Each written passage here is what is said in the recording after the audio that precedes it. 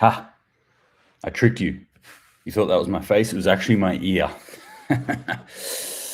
Tricky shit this morning. Good morning and welcome to the SitRep, the situation report for today, where we try and figure out what the fuck is going on. Because I'm always bemused about what's going on in the world, and I'm always curious to find out what's happening, what's going on in this world. So let's do that together, you and I, us self-reliant human beings. Let's try and figure this shit out. You self-reliant human being, you. Right. So for those who haven't joined this before, I go through the news stories that I've looked at in the last 24 hours and have a yarn about them, have a yak about them. That's probably not going to translate well to people from the US. I think yak means vomit. And I kind of do. I vomit up words. So that's what I'm going to do this morning. But we talk about this from the perspective of preppers being better self-reliant human beings, or just better human beings on the whole. So let's jump on into it. A whole heap of interesting stuff this morning. Let's start with what's I going to start with? I can't remember. China secretly building naval bases in Cambodia.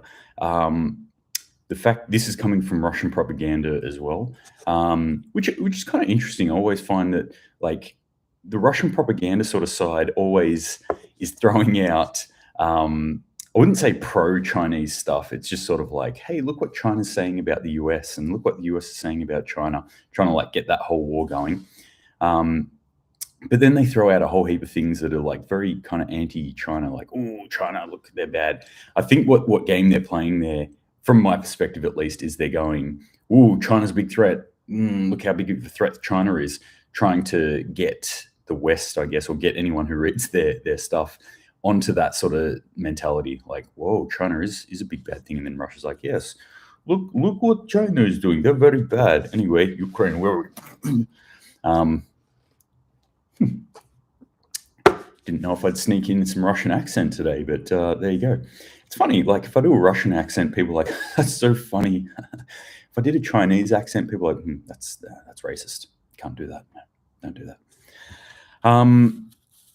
So anyway, China secretly building naval base in Cambodia. I don't think this shouldn't be called secret. Everyone should know China is doing this in their entire area. They are building naval bases. They are owning ports. They are building army bases. They are building islands. They are quite clearly securing this area around them and the South China Sea. Nothing about this is secret, or should be deemed secret anymore. I don't think, at least anyway. On this kind of vein though, India and Australia have started working together. We're part of the Quad: India, Australia, Japan, and the US. We're a quad of countries, 4 countries that are looking at curtailing Chinese power, essentially, in the area. So Australia just sent over some of their Air Force surveillance planes, the Poseidon aircraft, the P-8A, for those of you who are military masturbators and get off on these sort of acronyms and alphanumeric numbers, designations for planes and such what. The Poseidon aircraft, an aircraft that looks underwater. Poseidon's the god of the sea. I don't know why you'd name an aircraft after that, but I'm not naming shit, all right? That's up to somebody above my pay grade. Way above. Anyway, they've sent them over to India. They're going to be launching out of India. They're obviously doing this to check up on Chinese ships and submarines and things like that are moving around the area. So it just shows a bit more ties there happening between India and Australia. A bit more interconnectedness there, which I always find interesting, because India is, in a lot of respects, working totally against what the Western powers want with the sanctions with Russia. But then, common enemy, I guess, here with the Chinese power. Anyway, that's sort of interesting. This is also in response, I don't know if you remember this or not, but maybe a week and a half ago, 2 weeks ago, time is immaterial to me at the moment, there was some Chinese surveillance ships that were floating around off the coast of Australia and Western Australia, which is still part of Australia, technically, at the moment. It was floating around off there that kind of got caught. I don't think they got caught. I think they were very overtly doing it, and Australia used it as a bit of a, oh, you got ships off our shore in our zone. And China was like, oh, do we? Oh, look, oh, sorry. What are you going to do? Yeah. So anyway, that's what's happening in our neck of the woods. What else is happening in our neck of the woods? New Zealand. New Zealand is going to add the cost of cow farts to put ranchers out of business. So they're looking at some sort of payment scheme or fine, or I don't know how exactly you'd term this in whatever legal way they're going to term it, but the more cows you have, the more methane they're producing, and the more cost it is to the environment. So you're going to have to pay for that, which is obviously going to add a cost onto the manufacturing of meat. Little secret for people, meat doesn't just rock up into supermarkets as a pink little slab wrapped in plastic. It's actually grown by another human being, where they look after these cows, let them eat grass and fart, and then they kill them, slaughter them, butcher them, and then we eat them. And thus the circle of life is complete. Simba. So anytime you introduce another cost into that process, that filters down, and that ends up at the supermarket where you go and buy your meat. I'm not saying you buy your meat in the supermarket. A lot of us do, though. Or at the butcher. Doesn't matter. It's going to cost more. Again, another little thing that the government is doing to us, where they get their greasy little fingers in every pie that they can and start fucking with systems. And who pays for it at the end of the day? We do. Oh, what's that? You're hurting? Oh, cost of food costs more? It's the meat industry. They've jacked up the prices. They've jacked up the prices because you've put asinine fines on them. I can't even think what you'd call it. Asinine fines on them for growing animals, something that we've done since, time memorial, for at least the last 6,000 to 8,000 years. And now you've decided, like, oh yeah, those cow farts, yep, we're going to have to put a cost. Every time your cow farts, what was that? $10. Up, another $10. Oop, that's another $10. And that money is going to go to saving the environment, obviously. It's totally not going to go just into the government pockets. Right. Anyway, so then people start complaining that the cost of meat is too much. Help us, government. The cost of meat. Oh, it's okay. We'll give you a bit of money. There you go. Here's a bailout for you. Oh, thank you so much. You gave us another $250 this 6-month period. Oh, that's so great. That's going to relieve us, and we're going to be able to buy meat again. Where is that money coming from? That $250 you gave us. Where's that coming from? Oh, that's coming from our fucking taxes. That's our money that you're giving back to us. You're probably going to have to tax us more now too, doesn't it? Anyway, I'm having a bit of a government rant this morning. I hate government. Just in case you hadn't noticed, I don't like the government. I don't like when they meddle, and I think that any time that they meddle, it fucks up, it blows up, and people it hurts is the people that they're supposedly trying to protect. Less government, I say. Less government in our lives. All right, now, let's talk about slave labor. Slaves, they're bad, right? And we got rid of the slave trade, 1,000 years ago. Wrong. There are actually more slaves, or there's more of a slave trade on Earth right now, today, than there ever has been in any point of history. We just hide it a lot better. And we call slave labor a different thing now. So we manipulate it. We pay people enough. We do all these sorts of things. But essentially, it's the same theory as slave labor. We just don't own people anymore. I mean, people still do. There is still that kind of slave labor going on.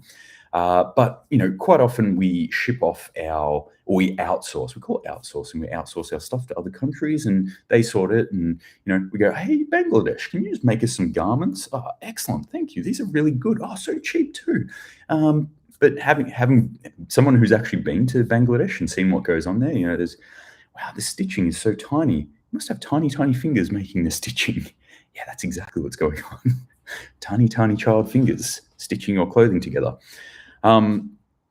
Anyway, there's that sort of slave labor still going on, but we've also got immigration happening. So we have immigration, we have immigrants coming to countries, and they don't always get paid what the locals would get paid, and quite often they're doing jobs that the locals don't want to do. If we want to have a look at the Australian fruit picking industry, which almost utterly collapsed when we locked down, that's a version of that happening right here in Australia.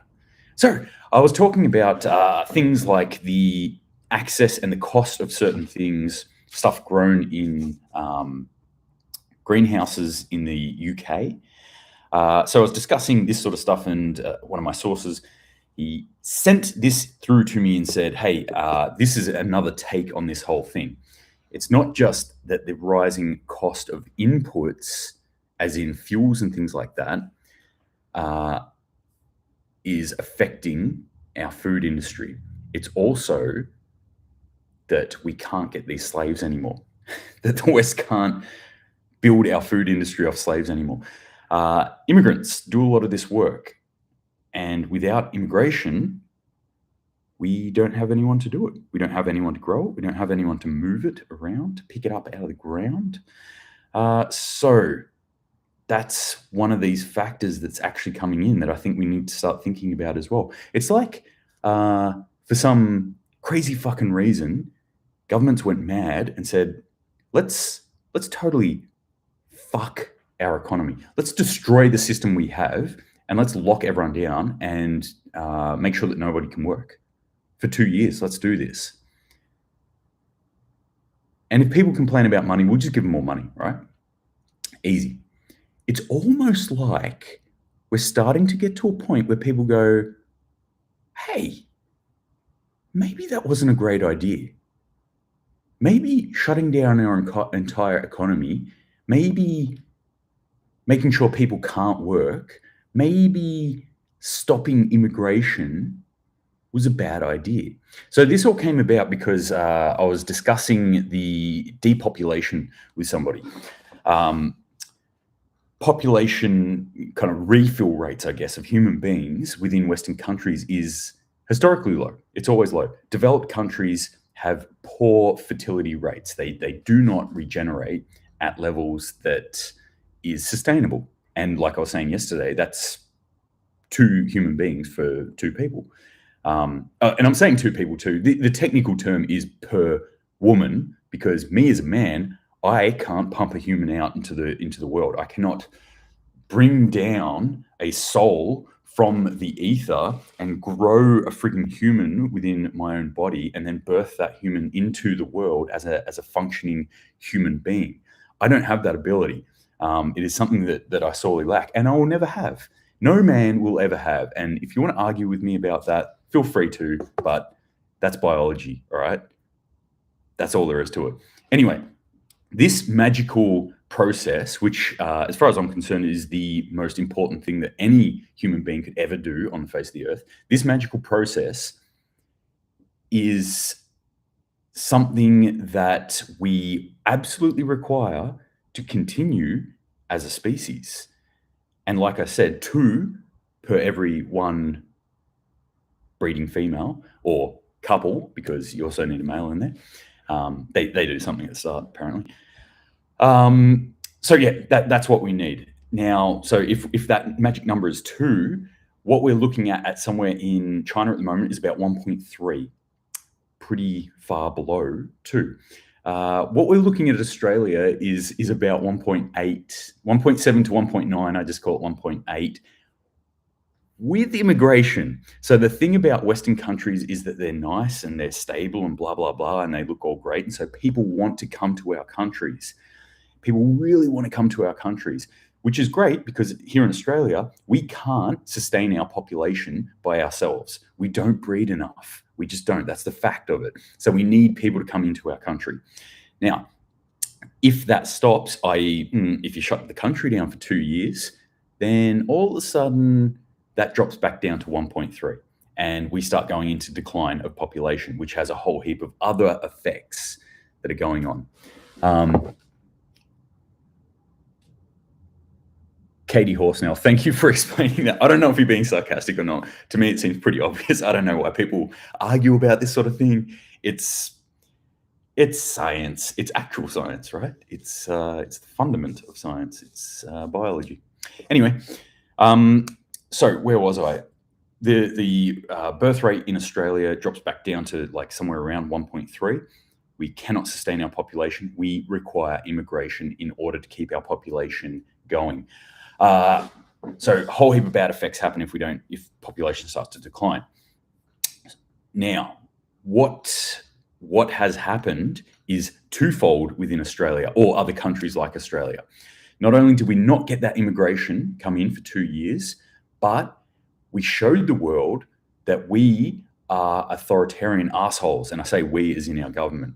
So a lot of people are now looking at Australia going, I'm not so sure about that. That seemed like a cool place, but I'm not really sure about going there anymore. On top of that, Australians who are outside of the country said, I don't know about that. I don't think I want to go back there now. On top of that, people inside our country just dealt with this for 2 years and are now going like, we can get out of here?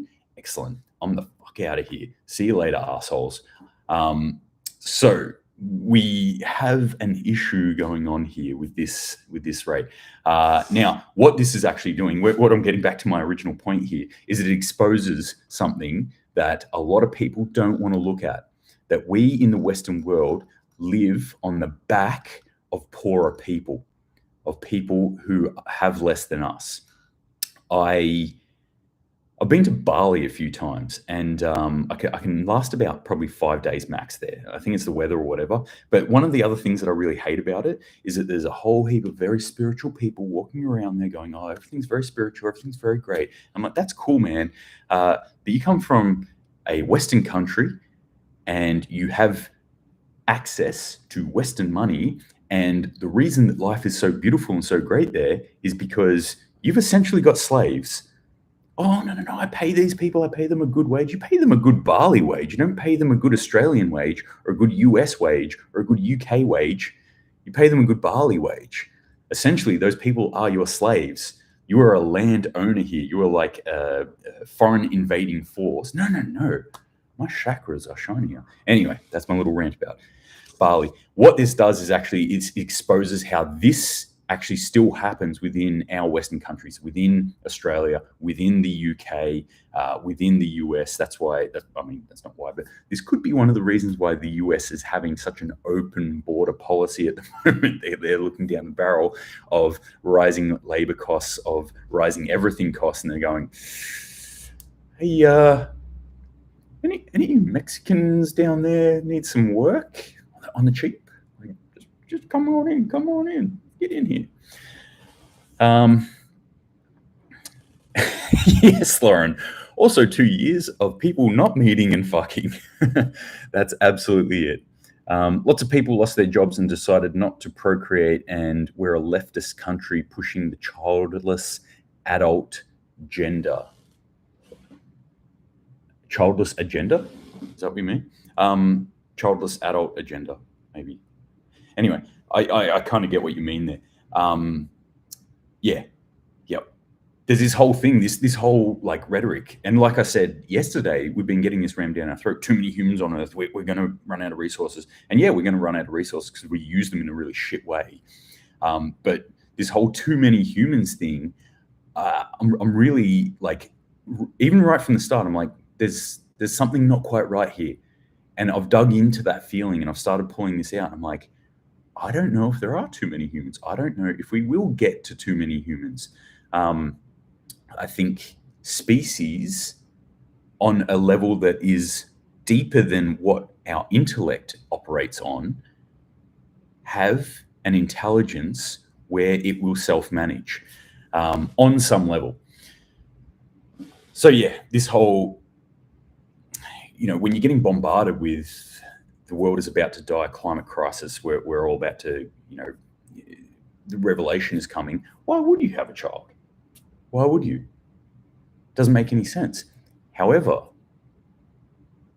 if you believe that a better future is possible, if you believe that we will get through this period of harshness and come out the other side stronger, more resilient, better human beings, then go forth and breed my self-reliant humans. Now, get yourself on Tinder and hook up or something. No, don't do that. No, we should be having children. This is the thing, I believe, anyway. If we have the ability and we have the want, we should be doing it. We shouldn't be, have anyone cast any dispersion upon that. I think anyone who's casting dispersion on that at their core is a nihilist, in that somebody who believes that nothing is real, nothing is meaningful. And that is a very dangerous way to think. I think that is actually the most disgusting way to think, in my view.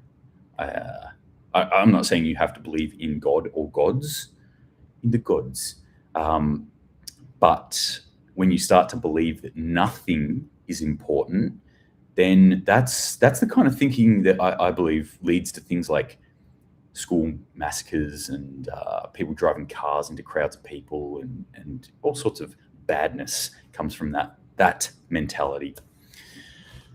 Wow, this is really ranty this morning, isn't it? I didn't know I had so much fire within me this morning. I just fucked up my story flow. Let's talk about tampons for a second. Speaking of reproductive cycles, let's talk about tampons. Kids are bad. Don't do it. Climate change. Save the planet. That's sarcasm, by the way. If anyone thought that I was being serious, or Lauren was being serious, it's not sarcasm. We have funny banter. Great Tampon Shortage of 2022, the supply chain problem no one's talking about because nobody wants to talk about periods. The blood coming out of a vagina. It's everyone right now is like, oh, it's awkward. It's not awkward. It's just a natural thing that happens. And some females like to put female hygiene products up there and soak up that blood. But apparently it's in short supply. I didn't know this, being a male, not having a vagina, and thus not having a vagina that bleeds once a month. I had no idea. This was a blind spot to me. But apparently, and I would really like to hear from any females out there who might be experiencing this or have seen this at all, that apparently there is a tampon shortage that's going on, that it actually kicked in at around 2020 when the great toilet paper crisis was happening. Maybe they're linked. Maybe people were like, oh, I can't get toilet paper. Oh, I'll use a tampon. But yeah, apparently tampons went off the shelves with a whole heap of other things as well. We saw wheat and stuff like that going off the shelves. But those other things came back in. These have not. That's interesting to me. Why? Why haven't they come back? Why is there still a shortfall? Are people hoarding tampons? Fun fact, okay. When I first went to Afghanistan on my first rotation there with the military, some of us actually bought tampons and carried tampons as part of our med kit because they absorb blood and they fit about the same size as a bullet hole. That's an interesting fact for you. Other uses you could use tampons for. I wouldn't recommend it, and we stopped doing it because apparently on the other end it was quite difficult for the doctors trying to cut all that material out. But just as a little emergency sort of thing, if you ever find yourself with a bullet hole in you and you're like, oh, hang on, I've got some tampons in my handbag, plug that hole. So anyway, I thought that was interesting and something I would like to hear more about. If anyone has any experience of that, please let me know.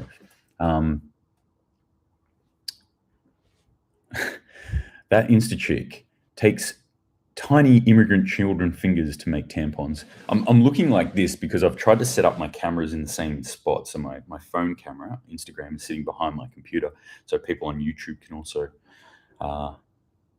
kind of see me looking at them. All right, let's talk about, I'm going to get to some good news, but let's talk about some bad news first. All right, there's talks. This was good news that I reported on yesterday, that Russia is in talks to release grain out of the Ukraine. So they're opening up a corridor. That's great. Let's get some more grain out there. Get that grain for all you people who are not like me and are not gluten intolerant and can eat grains. Get it India. Reports from Russian propaganda overnight have said that huge grain stockpile burned by Ukrainian militants overnight. So they set fire to a whole heap of grain in Mariupol at the seaport there. That's not good. And there's a lot of video and photo footage of burnt grain and just huge piles of grain that were dumped out into the ground. And there's pigeons and shit going through it. Are not good. So hopefully that's less than true. I just want to talk about, these are three things unrelated to each other, but I find it interesting. When I'm always recommending this book Atlas Shrugged, and it kind of lays out what happens when you let the left take control of society, when you let socialists take control of society, when you let people who are just worried about fairness and equalizing a society in control. What happens is that on a long enough timeline, you will get unintended effects. And one of those unintended effects is that you possibly don't have people building infrastructure or investing in infrastructure like they should. What that ends up being is accidents. And we just see accidents happen. It's just accidents. Oh, there's just another fire in this food facility. Or there's just this accident, blah, blah, blah. Here's three overnight that caught my eye. Iran, train crash kills at least 21, injures at least 50 people. So a train came off the tracks in Iran. It's still apparently there. I haven't seen any updates on this. 21 people dying in a train wreck. That's pretty full on. Imagine that happening in Australia. It'd be like a national day of mourning. They're still trying to pull people out. It's still a twisted wreckage at the moment. So still trying to get people out. Suspension bridge in Mexico collapses during a grand opening. They got the video there. It only collapses like, I don't know, I want to say like 3-4 meters, but still a pretty big fall, right? For most people. I don't think anyone died from this one, but it's got video footage of this suspension bridge and people like walking across it. There's like, I don't know, maybe 25, 30 people on the actual bridge at the time. And it collapses and all these people hit the deck. But again, infrastructure, building, I'll talk about the effect of that afterwards as well. Bus plunges off mountain road in Pakistan, killing 22.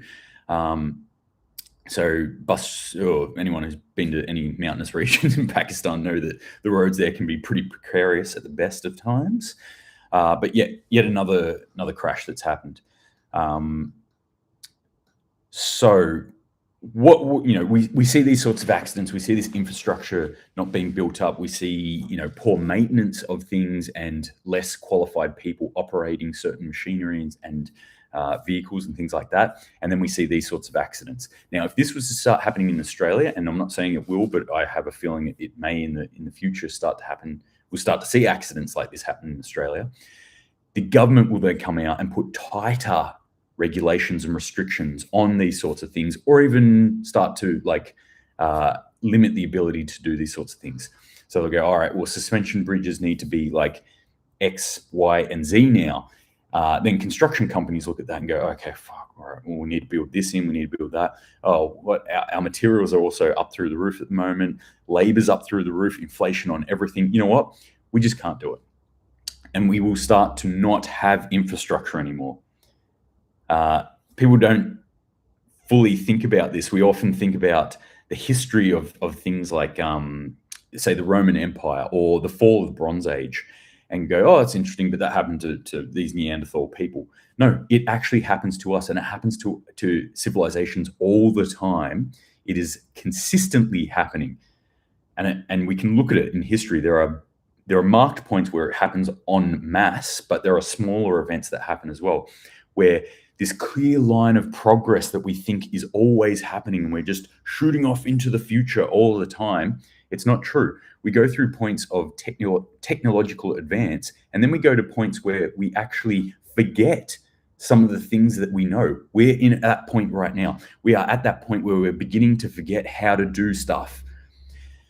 I.e., there is concrete that the Romans made that we today still have no freaking clue how they did it. We can't make concrete as good as they made it.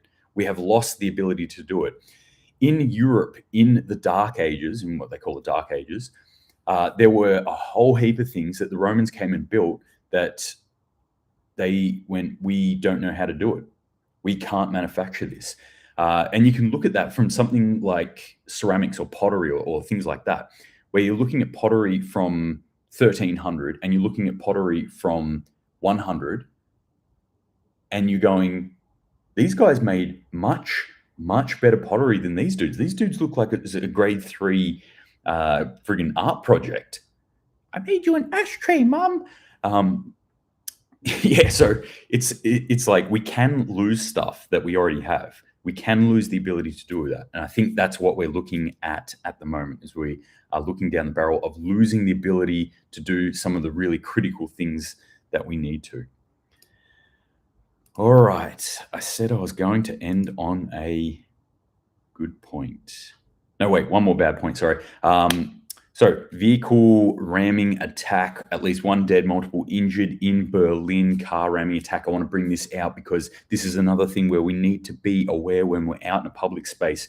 Vehicles, that is 1 to 2 tons of twisted metal traveling along at 50, 60, 80 Ks an hour. This is a big sack of goo with sticks in it that is, motivated by some sort of magical ghost spirit. But 1 ton of twisted metal versus bag of goo, the goo goes splat. All right. We don't fare well against vehicles. We need to keep our eyes open when out in public spaces. There are people who have nefarious intent, who want to do us harm in public spaces, who have access to vehicles. And I am up in Sydney at the moment, and already, just being here a couple of days, I've already stunned at how many people cross a friggin' road staring at their phone. So please, please, please, please, you self-reliant human being, open your eyes, be aware, have situational awareness when you're in a public space. All right, that's it for that. Last thing I'm going to leave with is Indonesians are urged to use idle land to plant rice and corn. President Joko Widodo urged Indonesians to make use of idle land to plant rice, corn, and other staples to build up the nation's food supply amid the global shortage fueled by the war in Ukraine. Oh. Where is Elbow? Where is our illustrious leader Elbow coming out saying this stuff to Australians? Hey, Australians, you've got lovely lawns. Why don't you just plant some food in that lawn? Go ahead and plant it. We can all eat. We don't have to worry about starving in the future. I love this quote from Widodo. Brothers and sisters who can plant rice, please plant rice. What else do you want to plant? Corn? Go ahead. Right now, the price of corn is going up. I love it. I love it. That made me chuckle, and it made me feel warm inside. I'm like, hey, here's a leader who's actually telling his people to be more self-reliant. He's saying to his people, look, here's the real deal. The world is going to have a food crisis, and we have the ability, you and me, have the ability to save ourselves.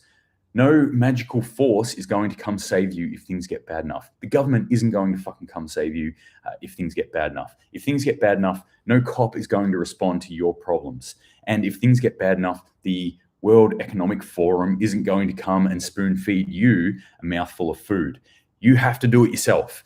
That's what the Indonesian president is saying. Yeah, president is saying. And that's what I'm saying too. That's what we need to do. We need to feed ourselves. We need to start growing food. We need to do this en masse, and we need to encourage other people to do so. All right. That's where I'm going to leave it today. Thank you for putting up with my rants. Thank you for joining me. Thank you for the comments and everything as well. I will endeavor to put up some videos soon, probably more gear related. Actually, I've been procuring some cool, nifty gear. So I'm going to try and shoot some videos on that soonish for the YouTube people. But apart from that, as always, I'll leave you on the note that I always leave you. If there's any questions, send them through to me. If you know more about tampons, let me know. Or if there's any other interesting things that you want me to ramble on about or spread forth to the people, please send it through to me. Love having discussions about this stuff. But until next time, stay safe, stay prepared, and semper paratus.